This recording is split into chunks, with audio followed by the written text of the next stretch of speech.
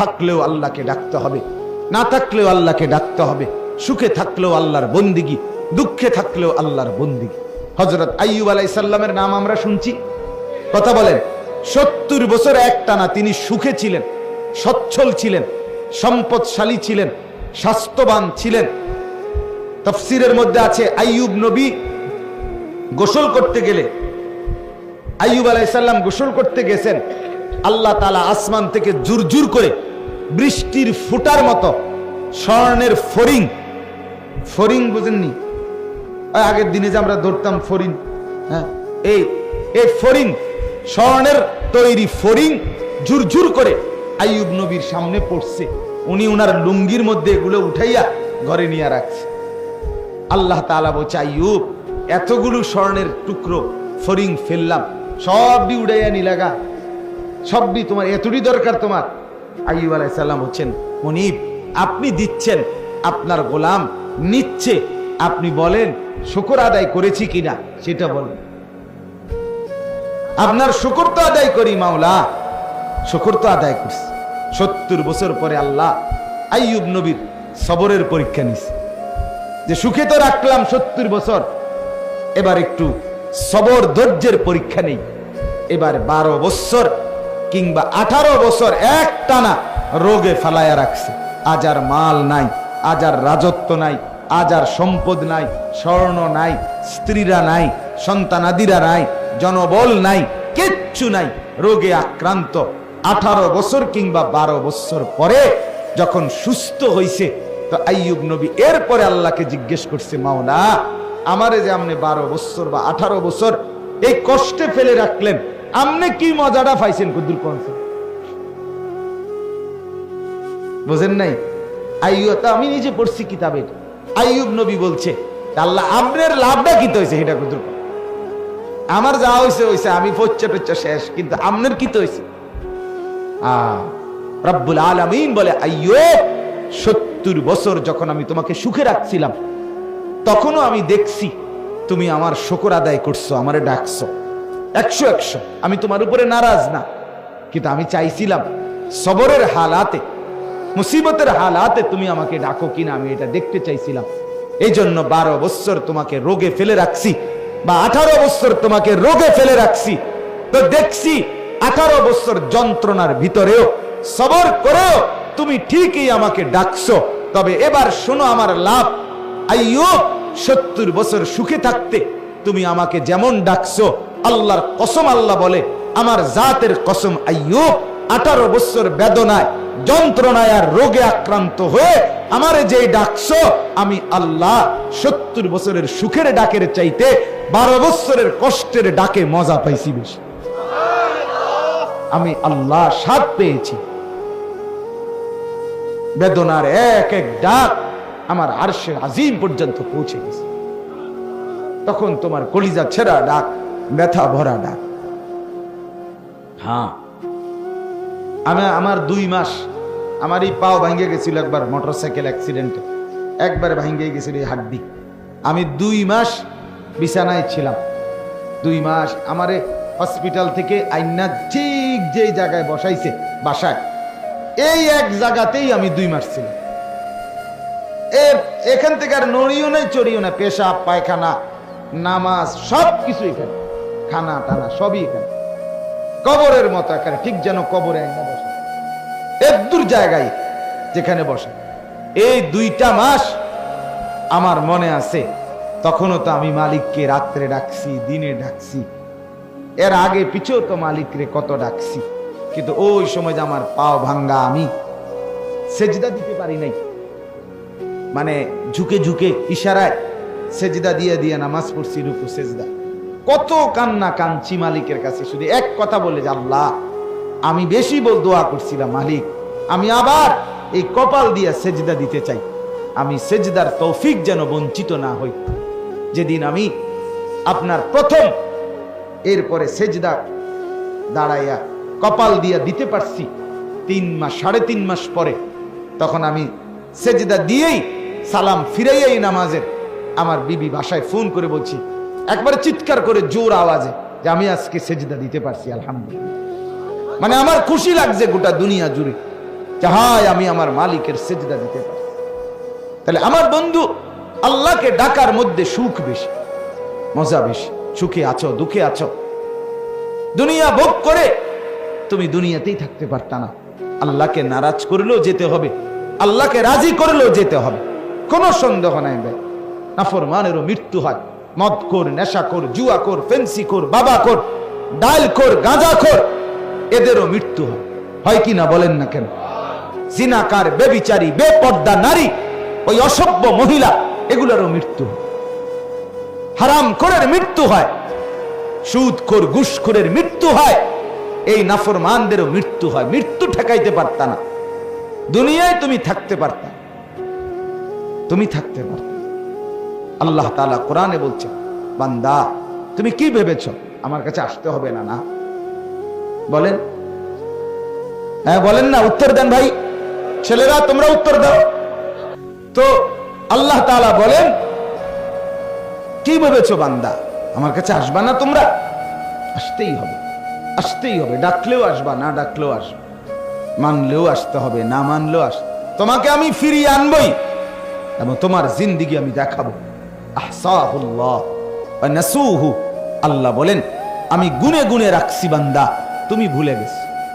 হারাম খাইছো, হারাম করছো, তুমি মনে করছো দুনিয়াবাসী জানে না? হ্যাঁ, তুমি জানে না, আমি গুনে রাখছি।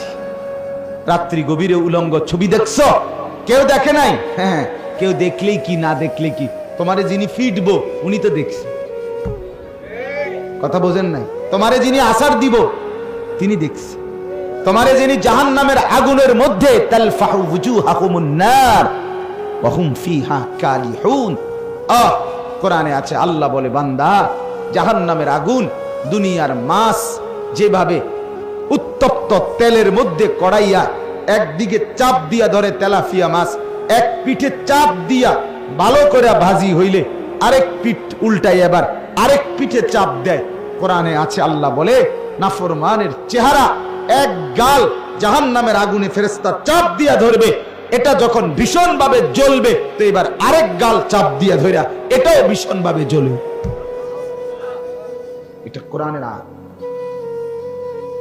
তালফাহু ওয়ুজুহাহুমুন নার, চেহারাগুলোকে জাহান্নামের আগুনের মধ্যে এভাবে চাপ দিয়ে দিয়ে ঝলসানো হয়। অহুম ফিহা কালিহুন, আল্লাহ বলেন তখন তার চেহারা অত্যন্ত কুৎসিত, জঘন্য আকৃতি ধারণ করে। আলাম তাকুন আয়াতি তুতলা আলাইকুম, আর আল্লাহর পক্ষ থেকে বলবে বান্দা আমার কোরআন, আমার আয়াত, আমার হুকুম, আমার বিধান কি তোমার কাছে বলা হয় নাই? বলা হয় নাই? ফাকুনতুম বিহা তুকাদ্দিবুন, তুমি তো বারবার মিথ্যা মনে করছো। হ্যাঁ, তুমি মনে করছো হুজুর রেডি কয়, আর হুজুর রেডি কয়, আর এটা হইতো না, এটা হইতো না মনে করো, কিন্তু তুমি তো বাঁচতা না, তো কি লাভ হইল? আমি প্রায় বলি পৃথিবী যদি আরো আধুনিক হয়, মনে করেন একেবারে পৃথিবী যদি অত্যাধুনিক হইয়া সব মানুষ আগামী 100 বছর পরে 200 বছর পরে চাঁদের দেশে জায়গা, মঙ্গল গ্রহে চলে গেছে পৃথিবীর সব মানুষ, তো হইলে গেছে গা আর কি, তুমি তো নাই। কথা বলেন, আমি মরে যাব কিনা বলেন না, আপনি মরবেন কিনা বলেন না, তো আমনে মরে গেলে পৃথিবী চাঁদের দেশে গেলে কি আর মঙ্গল গ্রহে গেলে কি, আমি তো নাই। কিরে ভাই এটা বোঝো তো, আমি না থাকলে আরেকজনে ঠ্যাঙ্গালগি দিলে কি, ঠ্যাং নামাইয়া রাখলে কি, দুনিয়া তো ভোগ করার সুযোগ নাই। এটা তো বলার সুযোগ নাই যে আমি যতক্ষণ ইচ্ছা দুনিয়ায় থাকবো। এখনো না মাতবরি করতে আরো যে আমার যতক্ষণ মন চায় আমি মাতবরি অহংকারী যৌবনের বড়াই দেখাবো, কিন্তু এটা তো বলতে একটা না যে আমি যতক্ষণ ইচ্ছা দুনিয়ায় থাকবো। চাই কার বাপের ক্ষমতা আছে আমার এনতে নেই, এমন শক্তি আছে কারো আমার? তাইলে ভাইয়া বড়াই করছো কেন, অহংকার করছো কেন? সামান্য সুস্থতা আল্লাহর দান, যৌবন আল্লাহর দান, স্বাস্থ্য শক্তি আল্লাহর দান। তুমি দেখো না ভাইয়া, কখনো কোনো দিন সামান্য পেটে অসুখ হইলে, পাতলা পায়খানা হইলে 5 বার 6 বার 1 ঘন্টায়, তো তোমার মতো শক্ত সামর্থ্য যুবক যে গোটা দুনিয়া দৌড়াইয়া বেড়াও, তুমি সোজা হয়ে যাও বিছানায়, তো তুমি বুঝো না তুমি কত অক্ষম? তোমার কি হাত খুলে গেছে, না পাও খুলে গেছে, পায়খানা না বাইরেছে? পায়খানার কাছে তুমি কত অসহায়। পায়খানা বাইরে হইলে তোমার 5-6 বার তুমি শুয়ালাও, দুর্বল হয়ে যাও। তুমি মাতবরি দেখাও, অহংকার দেখাও, কিভাবে বেটা? এক বুজুর্গের কথা শুনেন, কিতাবে আমরা পড়ছি। এক আল্লাহওয়ালা ব্যক্তি যাচ্ছিলেন, তো উনার সামনে এক যুবক খুব অহংকার করে হাঁটতেছিল। তো উনি বললেন, যুবক, জমিনে অহংকার করে হাঁটো না, বিনয়ের সাথে হাঁটো। তো ওই যুবক উনাকে ধমক দিছে, এই মিয়া, চেনেন আপনি আমি কে? আপনি জানেন? আতারিফুনি মান আনা, আপনি চেনেন আমাকে, আমি কে? কথা বললেন। তখন ওই আল্লাহওয়ালা ওনার এই যুবককে বলছে, হ্যাঁ যুবক, আমি চিনি তোকে, আমি চিনি বেটা তোকে, তুই শোন আমার কাছে, তুই কে? তো বলছে, বলেন আপনি। বলছে, তুই হলি প্রথম তুই হলি এক ফোঁটা নাপাক দুর্গন্ধময় বীর্য। এরপরে তুই হইলি কিছুদিন পরেই একটা পচা দুর্গন্ধযুক্ত একটা মরা লাশ। আর মাঝখানে এখন তোর পেটের মধ্যে আছে কিছু পায়খানা। এই হলি তুই। তোর শুরুটাও ছিল নাপাক, এখনো তোর পেটে আছে নাপাক।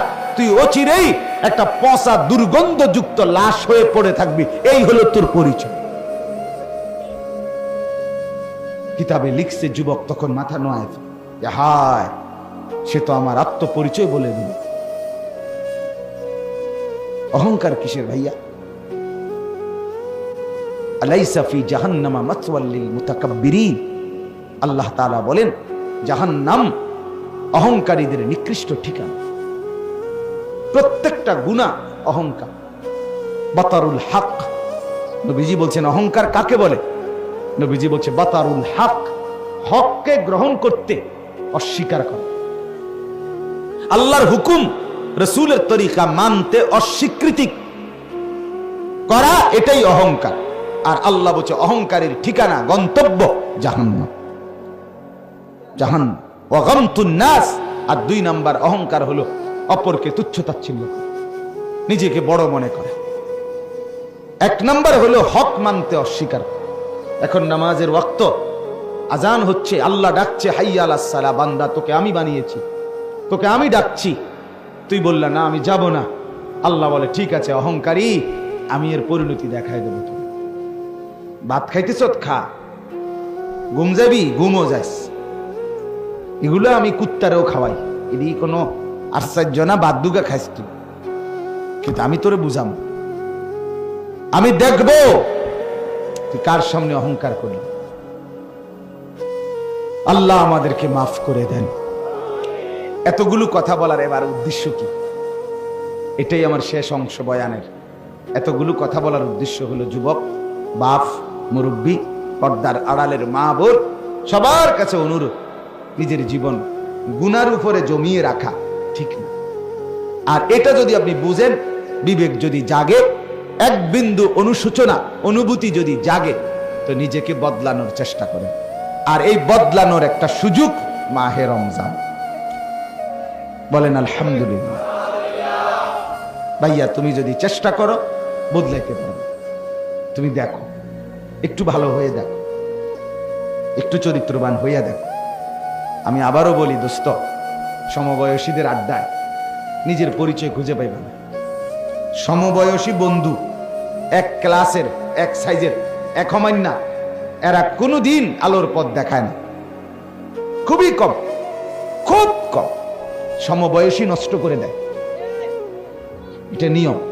এই জন্যই সর্বযুগে আল্লাহ তাআলার নিজাম যে ওয়াত্তাবি' সাবিলা মান আনাবা ইলাইয়া, আল্লাহ নিজে বলছে আমার বান্দা অনুসরণ করো তাকে, আমি আল্লাহর দিকে ঝুঁকে আছে, যে আমার বন্দিগি যে করছে, তোমার চাইতে বড়, তোমার চাইতে আল্লাহওয়ালা, তোমার চাইতে মুত্তাকি, তোমার চাইতে ভালো নামাজি, তোমার চাইতে বেশি চরিত্রবান, তার এরকম বড় কাউকে তুমি অনুসরণ করো, তাইলেই জীবনে তুমি আলোর পথ পাইবে।